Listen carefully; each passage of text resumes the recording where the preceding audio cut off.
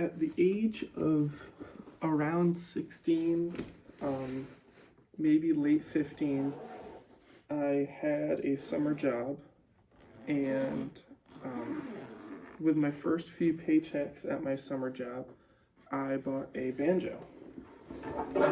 This one specifically. It's nice. It's pretty. I mean, it was used, so it was cheaper than usual, and with it, I bought finger picks and a thumb pick as the usual. It didn't come with this strap. A week later, after playing it, I realized that I didn't have a strap, and that was kind of frustrating. It also came with this bag case. I don't know. And the first week of getting it, obviously I didn't know how to play it. My first instrument was a bass guitar, and that's tuned very differently. A bass is tuned E, A, D, G, and a banjo is tuned to an open G, which is for this case, it is a D, G, P, D, and then there's a higher fifth string, which is just, G. It makes playing certain chords really easier. A lot easier, I mean. So, like, for example, you could just play a G, like that, and then with 3 fingers you play a C, and then a lot of the chords, you could just put your finger across, and that's a whole chord in itself. And so you got A, B flat, B, C, C sharp. You get the idea. It's a really simple instrument.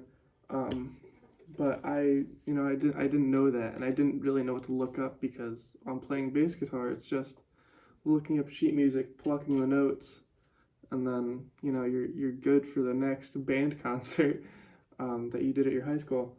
So what I did was for the first few days, I would just lay it down on my bed flat, because at this point I didn't have a strap and I didn't know what the proper orientation is for holding it, and I'd just do this.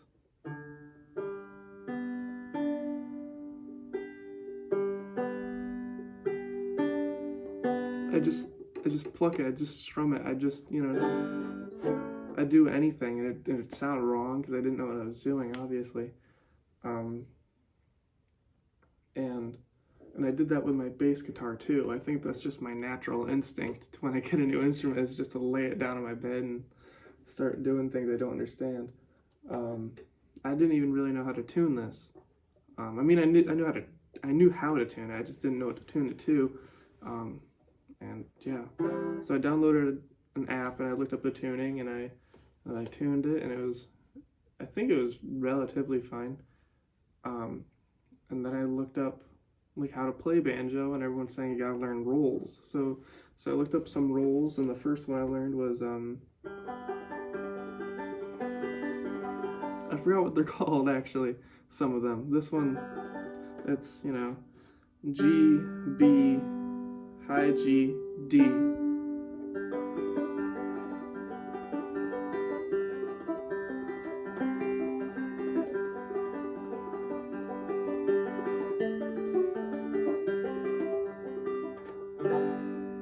It's really simple. And then the next thing I wanted to learn was Rainbow Connection, because I'm a Muppets fan, and that is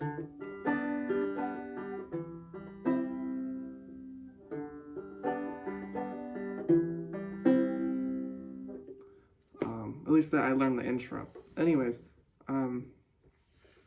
after a while, a week or two, I was like, I need to have a banjo and a teacher. I struggle with learning online, and I struggle with just teaching myself some things.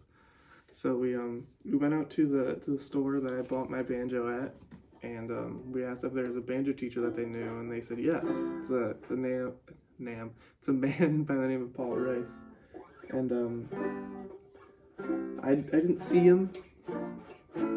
They gave us his information, and then I went down to ask again, and I finally saw the guy, and he was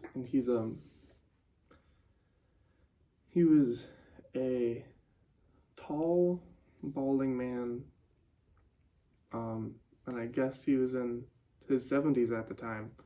And he gave me his number, and I asked about banjo lessons, and then we started like a week later, I think. And he gave me his address, and I didn't know where to park, so I drove around his house to like where he parked, and he was like, "That's not normally where people go." And I thought that was, frustrating, but also kind of funny. And, anyways, I waited outside, and we walked down to the lake by his house, and there were two chairs. There's the swinging longer chair, and there's there's three chairs, I guess. There's a wooden swinging chair, and then there was two plastic like patio chairs, and he brought down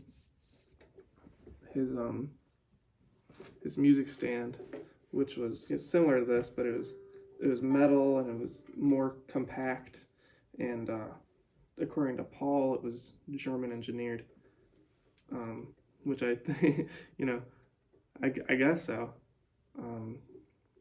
But Paul kind of spoke a little bit interesting, because he was older, obviously, so it was he used different lingo, and he was more professional, but he was also kind of a laid-back guy. He wasn't very, he didn't exaggerate much, and when he did, he made note of it. And his voice was kind of gravelly, as if like there was a gear in his voice box system that wasn't sanded down properly. So every now and then you'd get a little bit of earthier sound, I guess. And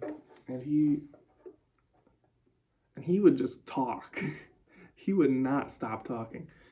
Sometimes I'd get a little sleepy because of how often he'd talk, and I'd get a little frustrated because I just wanted to learn something new, but I kind of learned to regret thinking that. Anyways, he said, "What do you know on banjo?" And I said, "Nothing." And he said, "Oh."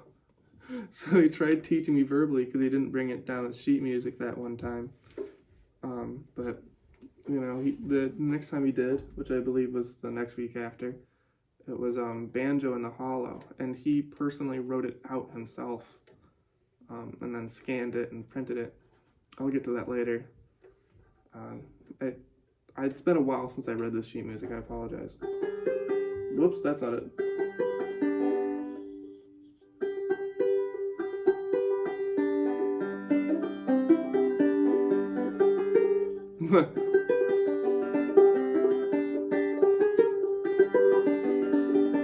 I am not good.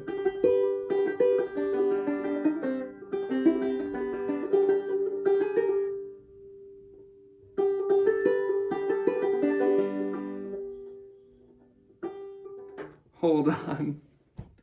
Sorry about that. Here we go. Whoopsies.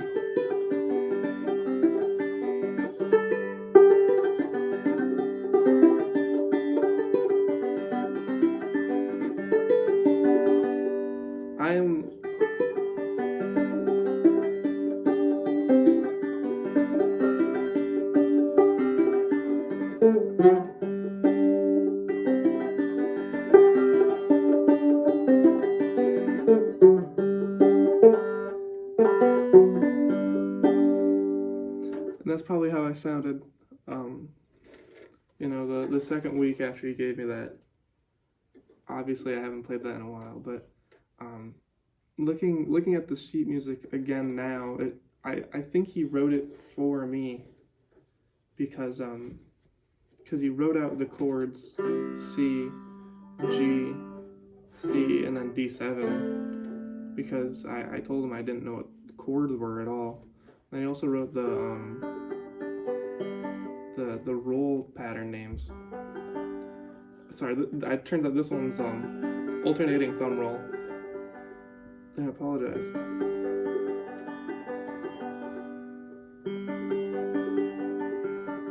Anyways, we learned that, and then every few days he'd give me another song like Cumberland Gap, and I'd be, you know,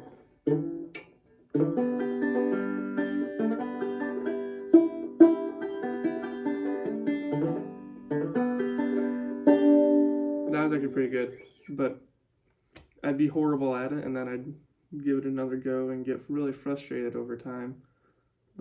This one, I remember being one of my favorites because of this thing. Hold on.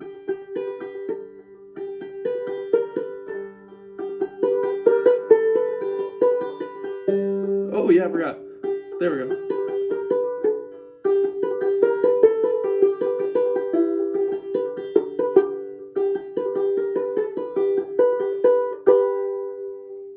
And then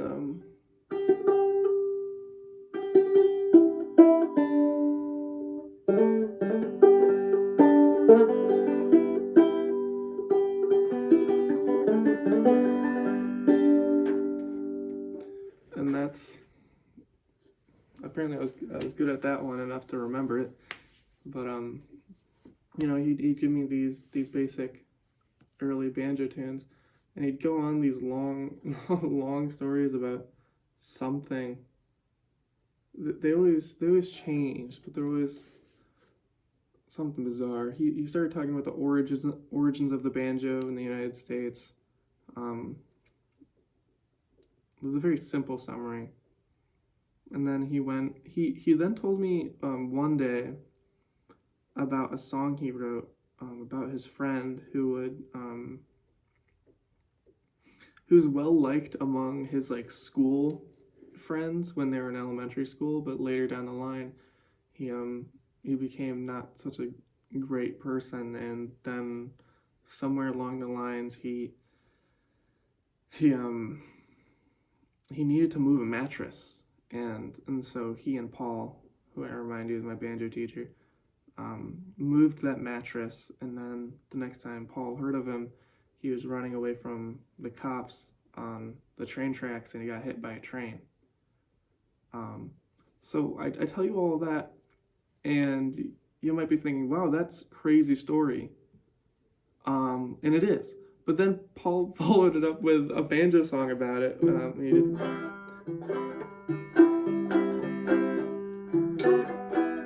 He did a claw hammer style. I'm not good at it. I don't know how to do it. But it was really funny and it was really jarring, and it threw me for a loop. And I remember after every banjo lesson, I'd go home and I'd talk to my parents about it, and I wouldn't exaggerate, but I'd retell what happened as if it was absurd, because to some extent it was absurd to me that I was learning banjo from this old guy who lived by a lake, and it was just like the most stereotypical set of circumstances, and he had all these crazy stories to tell. At some point, I told Paul, I was like, hey, I want to learn a Ben Folds song on banjo because I'm a big Ben Folds fan. And he said, okay, what one? And I said, well, the most simple one I could probably learn is Losing Lisa.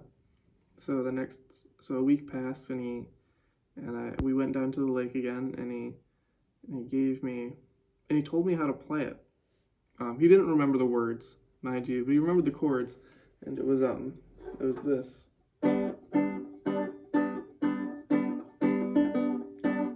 Lights are off again. She took me by surprise. She's so sensitive, but stuff just happens sometimes. She's my everything. She's my best friend and more. We don't do anything we didn't do the day before you go.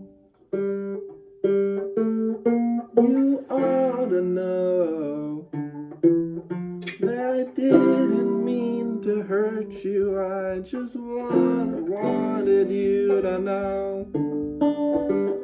Black tears are falling down her face, and I am wrong. Black tears are falling, and she won't say what I've done. She's sitting here beside me, and she is gone. Black tears are falling, falling. Black tears are falling, falling. And the rest of the song kind of continues the same. And I thought that was really nice. They taught me that, and it was really lovely. And by this point, it was getting farther away from the summer, and it was around obviously early fall, I guess. So it got cold, and in Massachusetts it gets really cold. So we moved into his house, into the upstairs where his room was, and in his room you'd immediately enter, and to your left was his bed laid out, and then to the right of his bed was 2 screen doors which led to his patio, a desk with a whole bunch of papers, a lamp usually, and underneath was a scanner and a printer.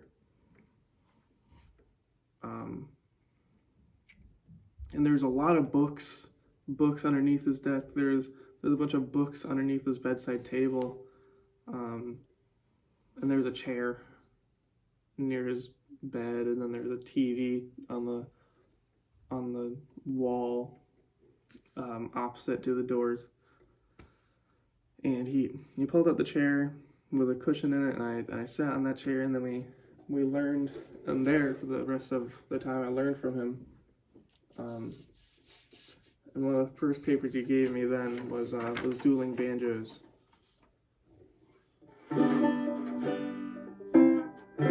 Oh, whoops.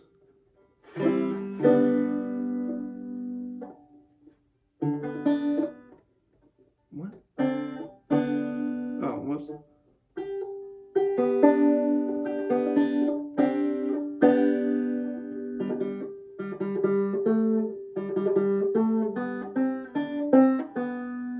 And then he would do it back.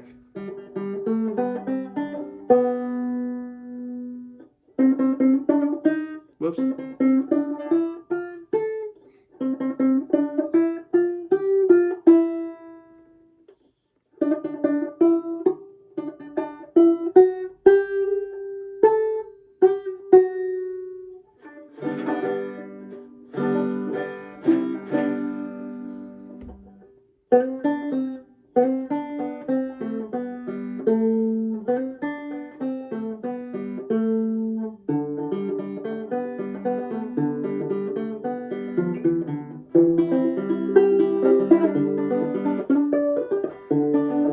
Whoopsies.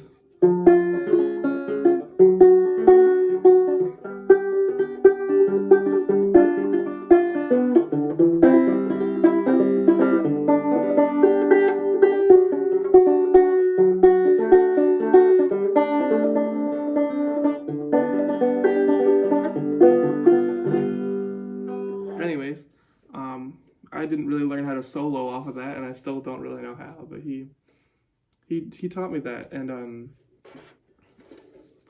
it was quite wonderful, because every now and then I would just do the and he would do it back, and we'd start a little something, but I didn't get very far because I didn't know squat, clearly. It was a good thing I was taking those lessons then.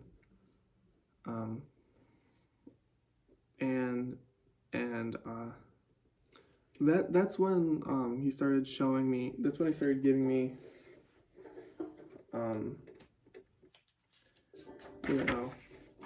Beatles stuff, because he was a really big Beatles guy, someone born in the generation of that. And one of the first things he gave me was his rendition of When I'm 64 originally. written and sung by Paul McCartney. And I found that so strange as you know, someone who's definitely over the age of 64 singing a song about when he is 64.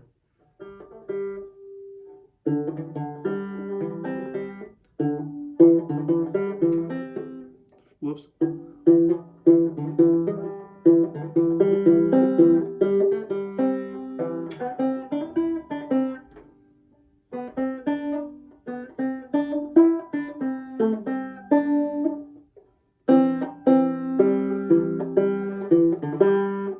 When I get older, losing my hair, many, and here's the fun part, is that he didn't really know how to sing that part either. It was too far out of his range too. You go many years from now.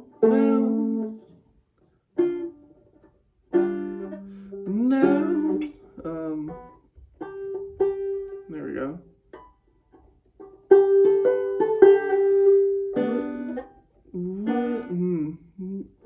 Would you still be sending me your Valentine?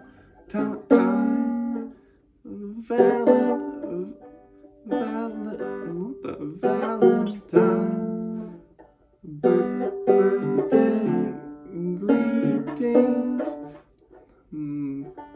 bottles of wine. If I stay out till 3, will you lock the door? Will you lock the door? Will you still? Whoa, that's a fun one. Need me? Whoa. Will you still feed?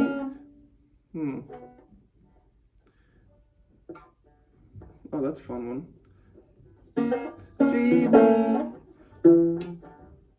This is tough. When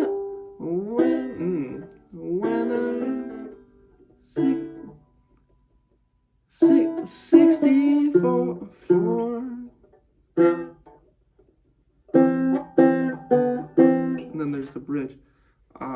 Obviously, I'm not that good at it, but I don't know. It just showed me. I didn't really hear him sing that much before. I don't think. I don't remember. But hearing this song come out of him showed me like a side of earnesty that I didn't expect to hear from this person, and I found that really beautiful. And he gave me that sheet music. Also personally written. All the sheet music he gave me were personally written. And I found that really nice and sweet of him that he would do that for me. And at that time, I didn't listen to the Beatles at all. I mean, it's not like I chose to not listen to them. I just didn't go out of my way to listen to them ever. And hearing that song for the first time, I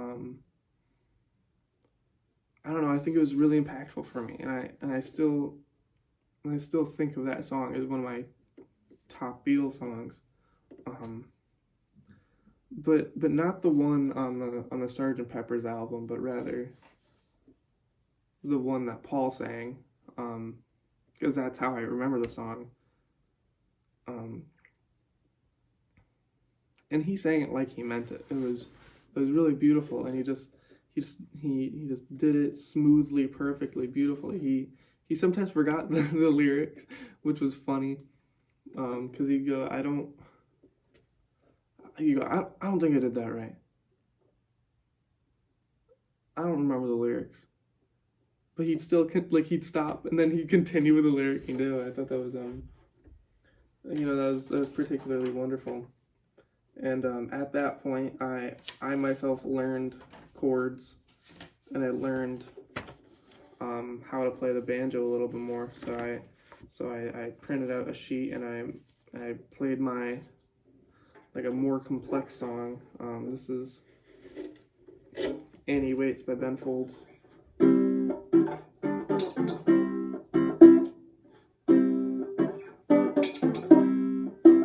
And so, Annie waits, Annie waits, Annie waits for a call from a friend. The same, it's the same, was it always the same? Annie awaits for the last time. Whoa, the clock never stops. No, the clock never stops, never stops, never waits. She's growing old. It's getting late. And so he forgot, or maybe not. Anyways, I played that song for him. I played at my first open mic night with the banjo, and I could have done better, but I think that really, I don't know. I think learning that opened the door to learning more banjo, because he was teaching me a lot. He taught me a lot of things. He gave me a chord sheet, just how to play chords.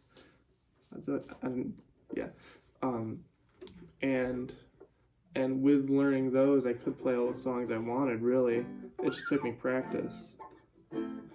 And he didn't tell me to practice ever, but every week, because of how far he was in his banjo journey, it kind of implored me to practice more, because every time I spoke to him, he would speak to me and then follow it up by playing some sort of crazy banjo riff all the way up the neck.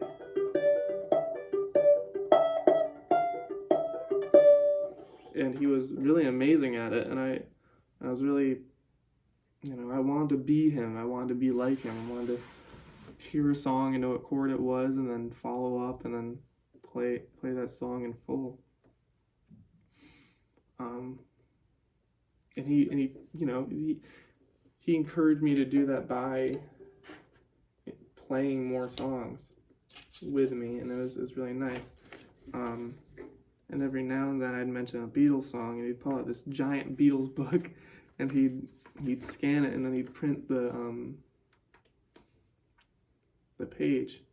And one of the first ones we did was Lucy in the Sky with Diamonds, which was kind of weird.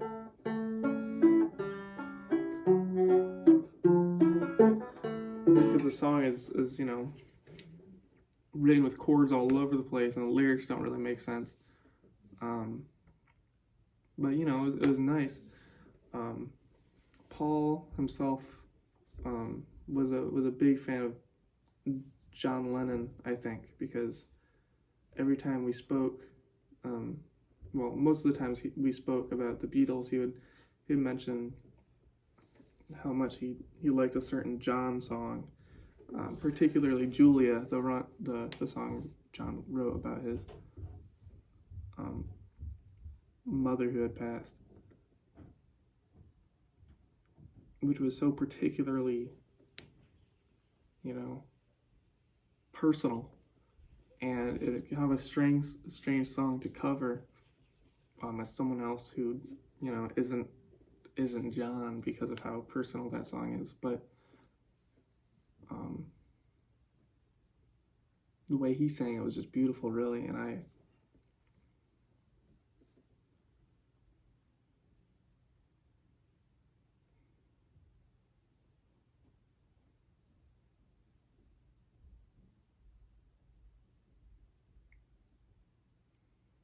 the way he sang it was beautiful, and it just felt like it was his song as well, which was kind of strange, given the circumstances. But I don't know. It's hard to think about specific Paul Rice moments, because we had so many lessons, and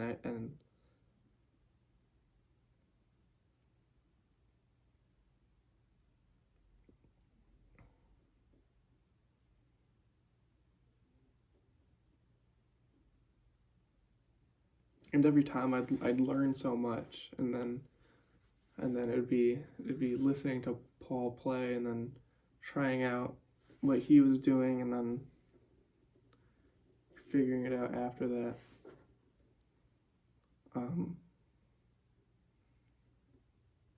And like, it's kind of weird to say that I was like actively trying to impress him, but as a student, I kind of feel like that's my goal, is to feel like is to show him that I learned something at least. And every week I'd bring in like a new song I tried out but didn't go very far with.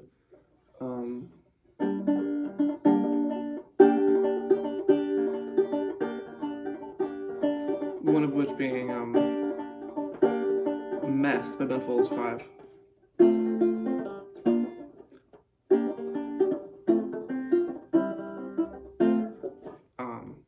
I think around this time was when I asked him to teach me how to play Zach and Sarah by Ben Folds. And he, you know, I told him that one night, and then he came back the next week with all the chords. And the song is particularly difficult to play as a new player to most instruments, because it's just a lot of triplets, and then moving between those chords really fast with those triplets. So he handed me this chord sheet with no words, and it was just like 12 chords. And it was, you know, it kind of scared me. So I purposely never played it, or at least I put it off. And then after a while, I thought to myself, why don't I just try again? And I did, and I learned it, and at one time I just...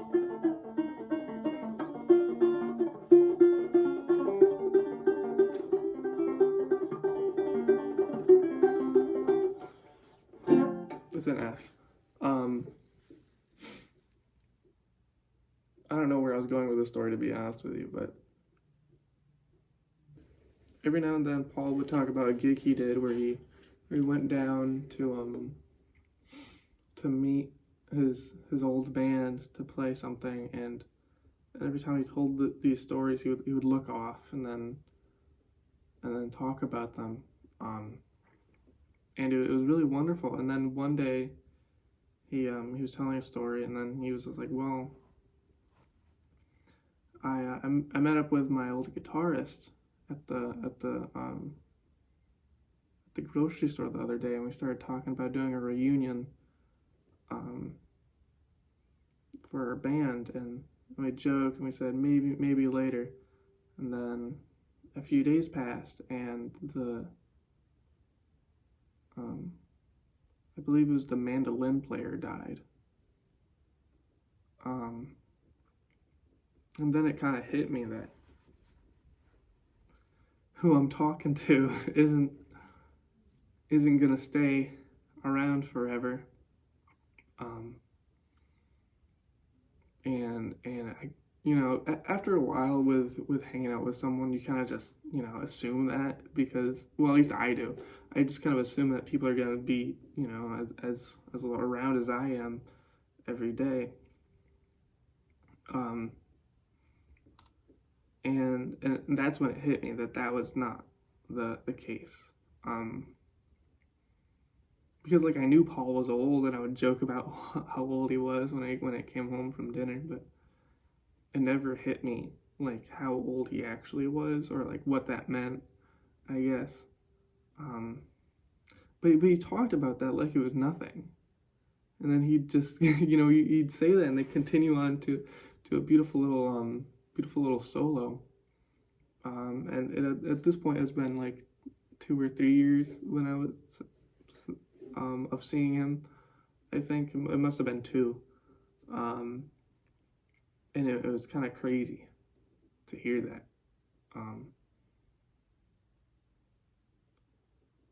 Because he would say that and then be like, and then sit back a little bit,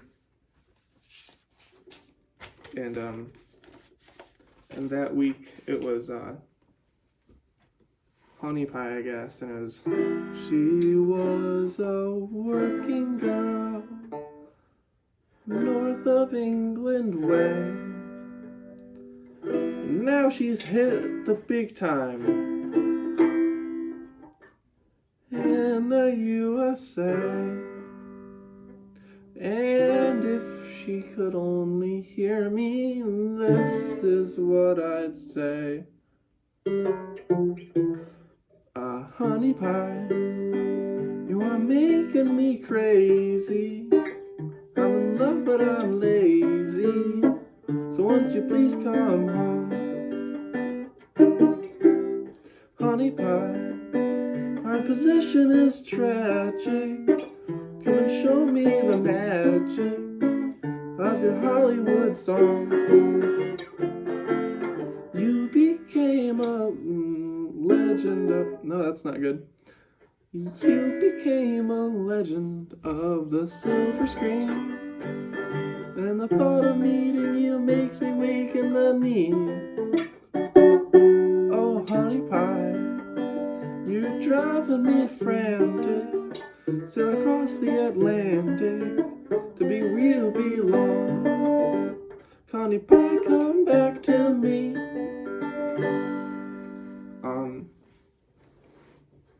And it would happen that fast. It would be a story and then immediately a song. And it created this kind of comedic disposition where I didn't know what to do. I didn't know what to say. I didn't know what to think, if I should play along. It was really kind of strange, but we did only have an hour together every week, so I guess it had to be that way. We couldn't wait and sit things out or think. We just had to do, here's what happened, lesson. And I guess I just had to learn that way.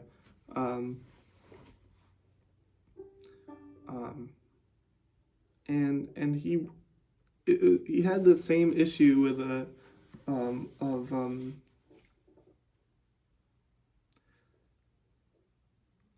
of where he couldn't sing the high notes, so he just like soften his voice and try to hit it without really raising the note. Making me crazy, like that making me, it was strained on him,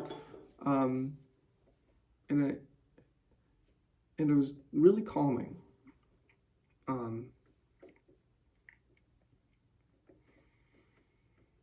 It was a really calming, soft tone. It was like a textured pillow. And that's the thing. He wasn't a professional singer. I wouldn't put money on saying that he's a great singer, but he was good enough, and that's all I could have asked for, really, was someone who was trying. And it was worth it. You know, he got it, and in a way I think it was more emotional that way, to be imperfect.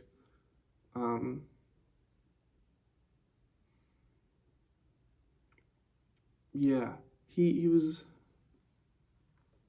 a very fascinating guy.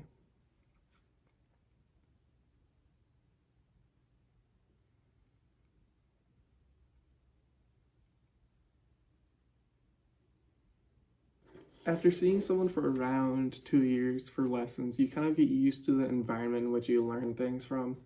I kind of wish I appreciated it more, because there's a very comforting and welcoming room that I sat in for a majority of the time learning banjo, and I feel like that made me more comfortable to make mistakes, because I wasn't in a professional environment. I wasn't in like a practice room, which is soundproofed. I was in his room, and that was really personal. Um, and I think him being the teacher that he was also helped that, because he also made quite a few mistakes, and then he'd go, that didn't sound right, and he'd keep trying, and he'd try over and over again, and that was relatable in a wonderful way, because that's how I learn, as I play something wrong, and I'd start over a little bit beforehand, and I'd make the same mistake, and I'd do it until I got it right, and that was wonderful. But around his room were several banjos. I believe it was around three, and you take one off of his wall or something, and they play it. But one of the banjos he had was one similar to mine. I don't remember it particularly specific, but the strap it had, it was like this, but it was like a light brown, and there was deer antlers embroidered onto it, and that was, I didn't really think about it at the time, but every time I sat down, I'd see that banjo, um, and then we continued our lesson, and it was wonderful. One day he walked over to his closet, and he pulled out this lap steel guitar with this little steel thing, I guess, to play it, and he let me screw around with it for a little bit, and I didn't really understand how it worked. Well, I mean, I know how it works. I just don't know how to play it right, or make it sound good. But he sat in his lap, and he said, "I don't remember some of this." And he played it beautifully, and it was angelic even. Um, and he was so multi-talented. He had fiddles on the wall and violins. He got an electric violin at one point. Not like a violin made to be electric. Someone inserted like one of the amp cord holes onto it, and he connected it to his guitar amp, and the amp sounded horrible. Whenever he played it, like it made noise and it was loud, but it was like I'm not certain what he could have done to fix that, but maybe not put it into a homemade electric violin. It was made by a friend. Obviously, it was not obvious, but it was made by a friend, and it was a really sweet gift to him, because he played violin, and I guess he needed an electric one. But I just wish he got an electric violin that was made to be electric. Boy, it sounded rough. One day he brought me downstairs instead of staying upstairs for the entire thing, and he pulled out some of his guitars, because that's where his guitar room was, and he started playing it, and he was just like started telling me stories about all these guitars that he had, and how he traded one, and how one of them was from the 60s, and how good it sounded, and I thought that was wonderful. And it was a really beautiful moment. I think around then is when I realized that like Paul was sort of a living legend in the area, because everyone knew him, and everyone knew him for his skills, and he could do almost anything people asked of him musically, because he knew how to play piano as well. But he usually played fiddle or banjo, and that's what he was like specialized in, and I thought that was wonderful. I felt like I was really learning from like a master, from someone who knew precisely everything that I wanted to know. And I was very lucky and very fortunate for that. And every now and then he'd tell me a story about his. Sorry, I'm going through these stories as fast as like he would normally tell them, and he would tell them, and I'd be sitting there kind of stunned, and then he'd go, Well, he didn't say that. He wouldn't say I. He would. He wouldn't say anything. He would tell the whole story and then lean back and just.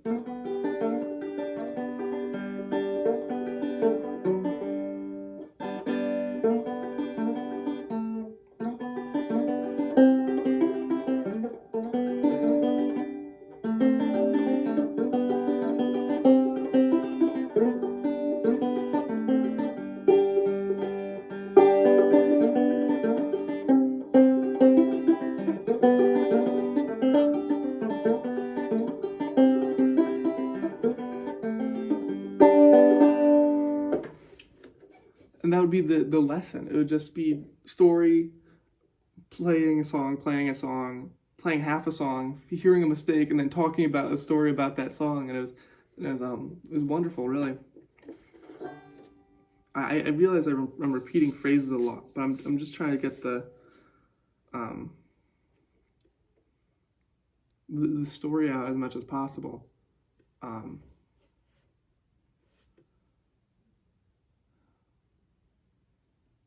Every now and then I'd bring in a sheet music book of like Ben Folds songs because I didn't have anything else, and we'd look through it and we'd play some of it, or at least try to interpret it on banjo, and it was a really fun moment for both of us because it was really fun for both of us because sometimes I'd open it to a page that was not made for banjo, and we'd both have to decipher it on the spot. And one of the songs was Still by Ben Folds, and it was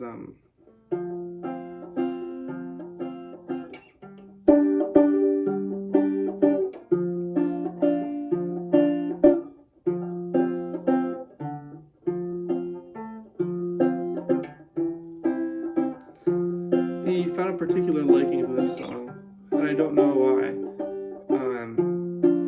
because it wasn't anything better than anything the Beatles did. But he really did like that song, and he looked up a video of someone playing on piano. He did that a lot. He looked up a lot of YouTube videos to hear songs again. And the most bizarre ads would show up because I guess old people ads are weird. But he also didn't really know how to search things up properly. So he'd look something up and go, it's not coming up. And I'd never ask him what he looked up because God only knows what he did. But it most likely wasn't the best use of search terms. Anyways, he really liked that song, and he found a piano tile thing of it being played. And I didn't really expect him to like it. It's not like he disliked any of my other songs, but he really liked this one.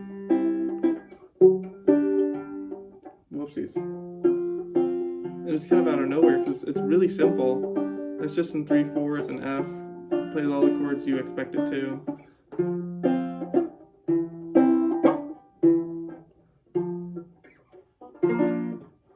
I don't know what the chord is after that for the chorus. I think it might be D minor. I don't know. Who knows? Anyways, we played that song for a little bit.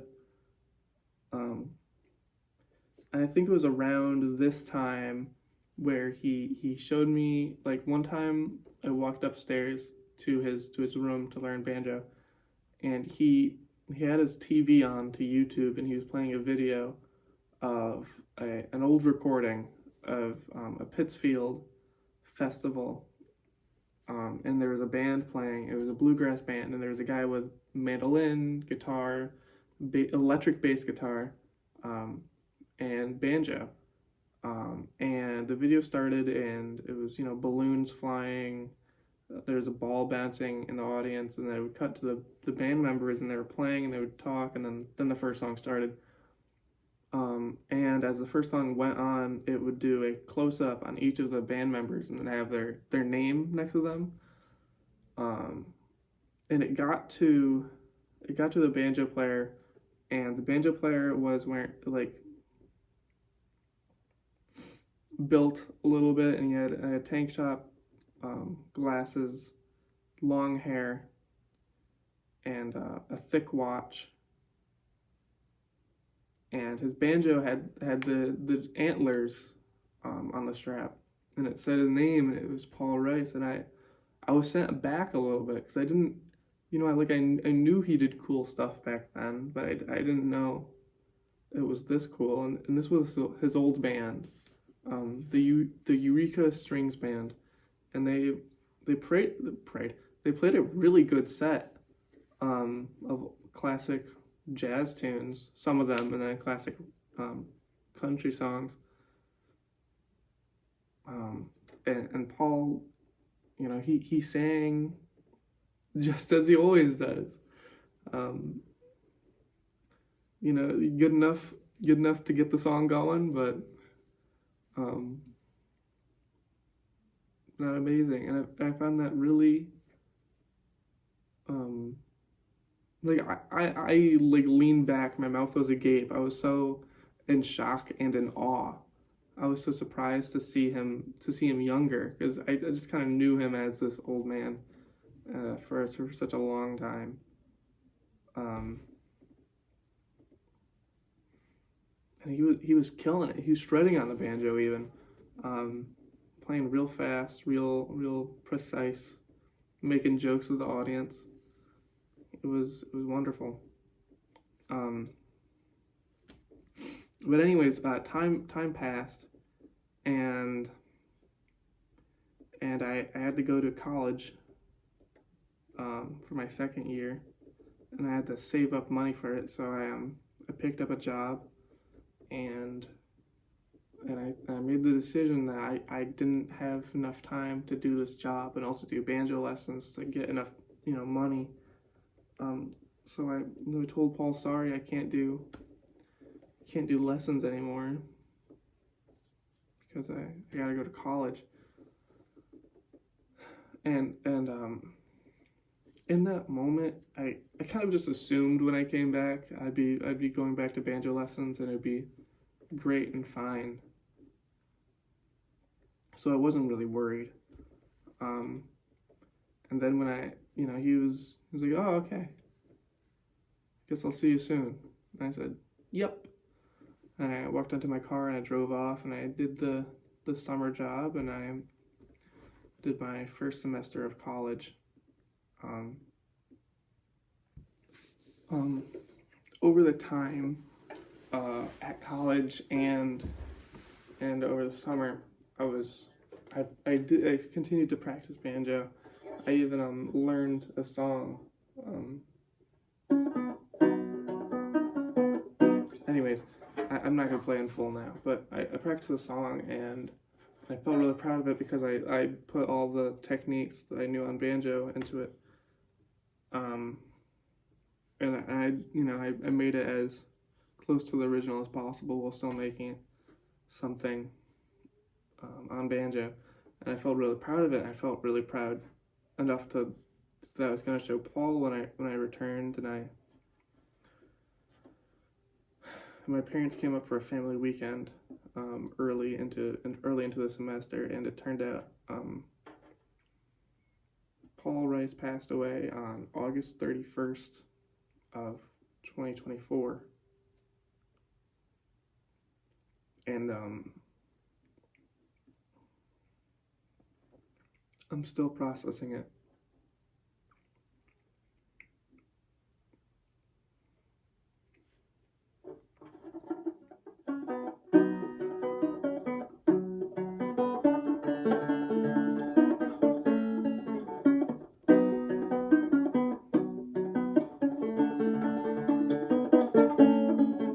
September 75, I was 47 inches high. Mom said by Christmas I would have baddest mother G.I. Joe for a little monster blow. I still get beat up after class. Now I'm big and important. One angry dwarf and 200 song faces are you. If you really wanna see me, check the papers and the TV. Look who's telling who what to do.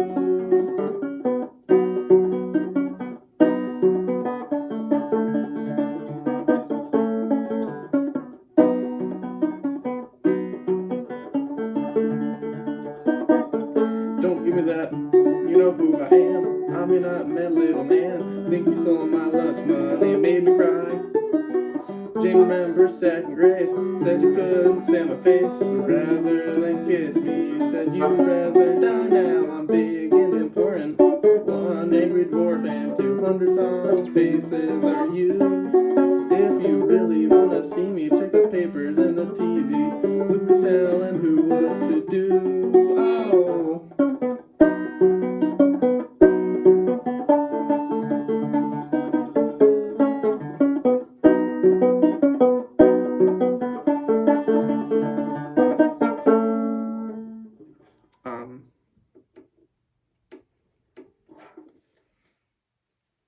And that's probably how he would say it happened too.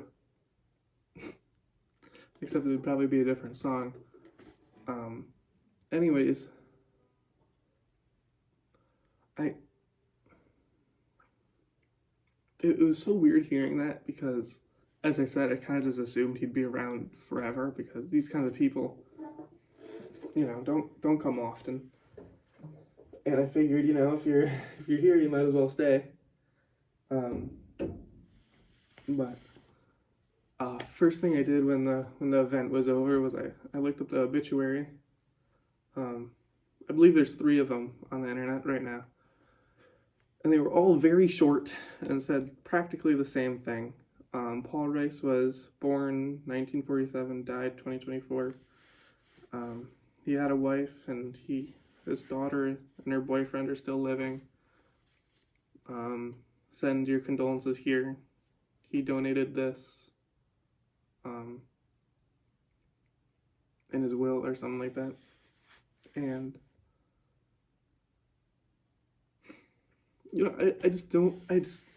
I don't think that's enough. He was a brilliant man who taught many. He was a great teacher. He was a great storyteller. He was interesting, passionate,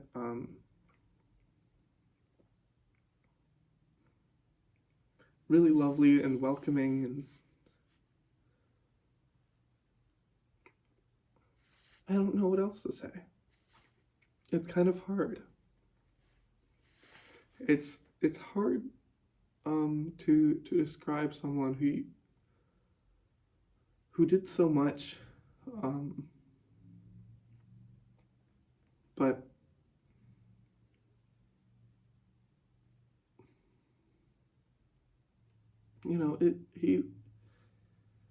he was just a lovely guy.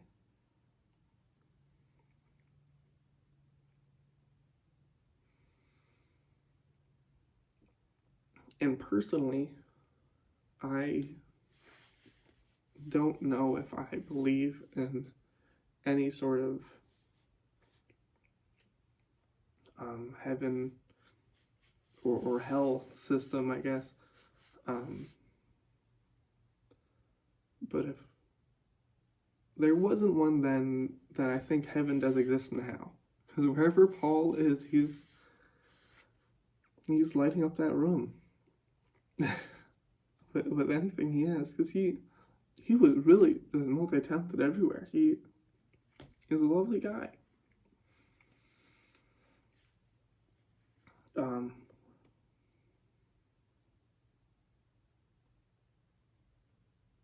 But yeah,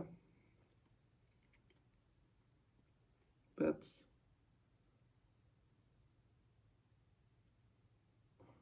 don't know. If there's a story here, then it's appreciate the people around you. If there's not a story here, then you wasted a good portion of your time. But point is,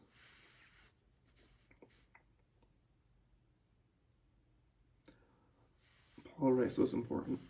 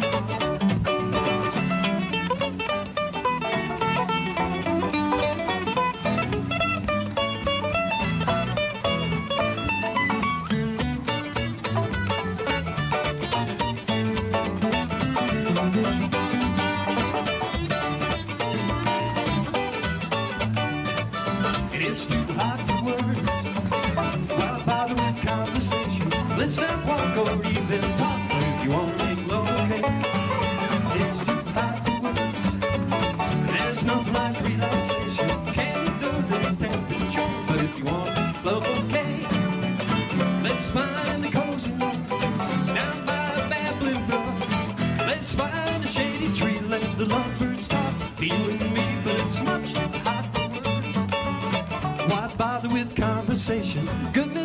my eyes disclose. All I care to say, dare to say, is it's too hot for words.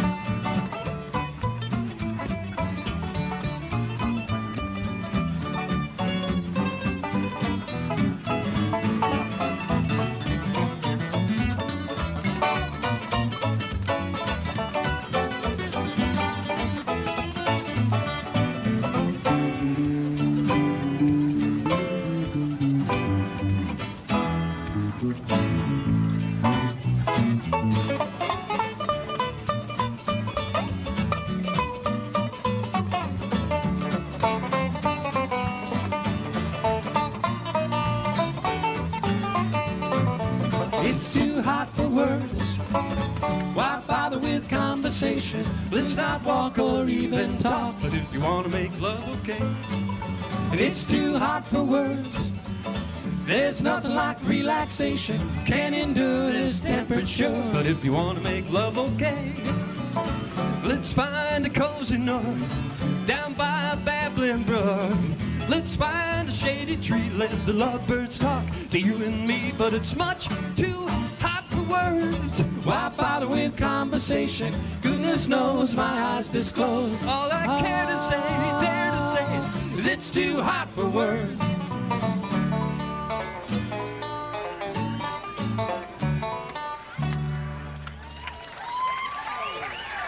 Thank you.